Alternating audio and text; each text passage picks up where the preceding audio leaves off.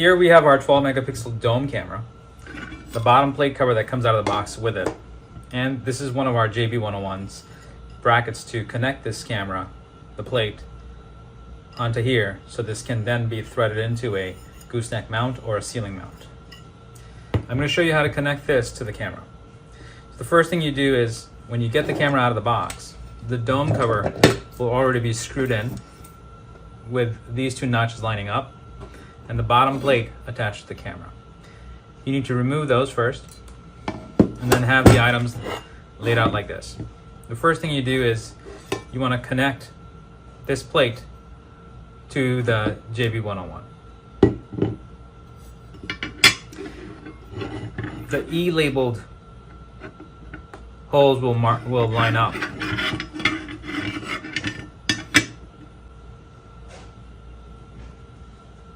Here you go. One here, and a third one there. You're only going to be lining up 3 of the holes. Inside of this plate, you're going to receive about 4 of these hex screws.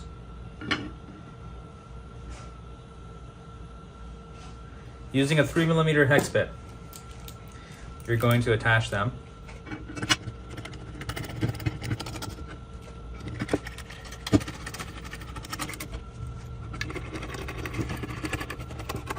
So now that I've attached the bottom part of this camera to the mounting plate, the JB101, I'm going to now connect it to the dome camera.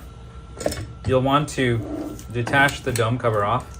Please do not use a drill for any of these tasks. You're going to end up stripping the head on the screw.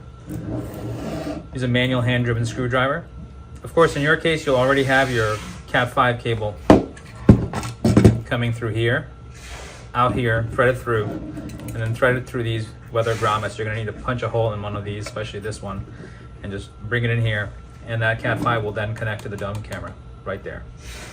I suggest you don't use pre-crimped cable. This is a professional camera, so this requires a professional level of installation. Use uncrimped wire and then properly crimp it and test the wire before you plug it into the camera, because you don't want to damage the camera. Once you have the cable connected, that will be coming through here, you're going to attach the bottom plate to the dome camera. So there are these holes that will line up. There are 4 of them. And this plate happens to come with the camera. It will be pre-attached and it lines up perfectly. This here is a removable conduit hole.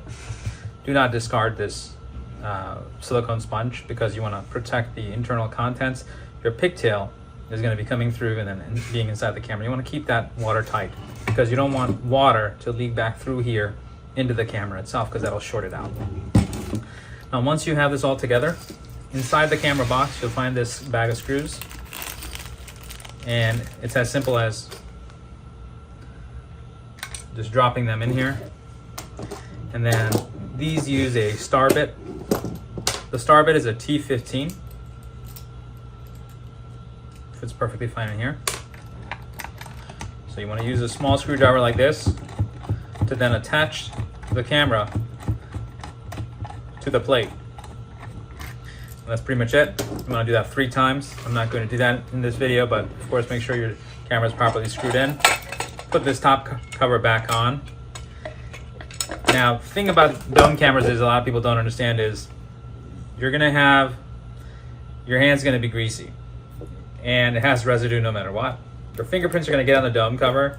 If you touch the lens or the inside or even the outside and the edges, before you finish up your job, you want to make sure that you clean it with Windex very well.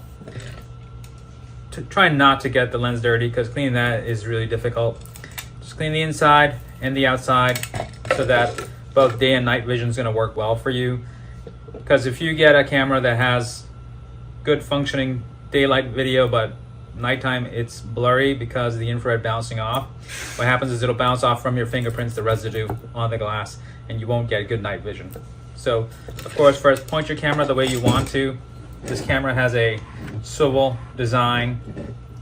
You can unscrew this on the sides a little bit so that you can actually tilt the camera as well. I'll do that for you just 1 second.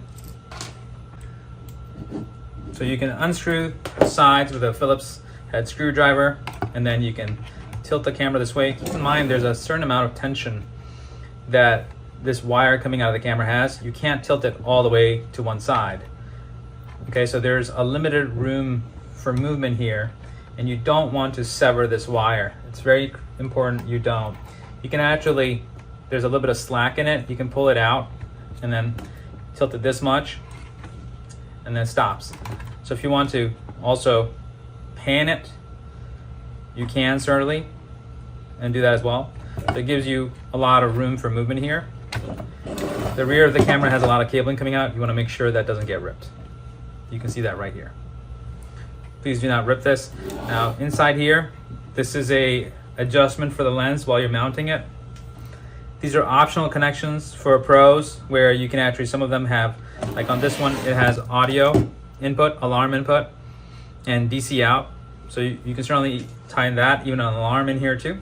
So all of those options are present here. So this is audio, alarm, in and out, and RS-485 if you're using an old school controller. Hopefully you found this video useful. Thanks for watching.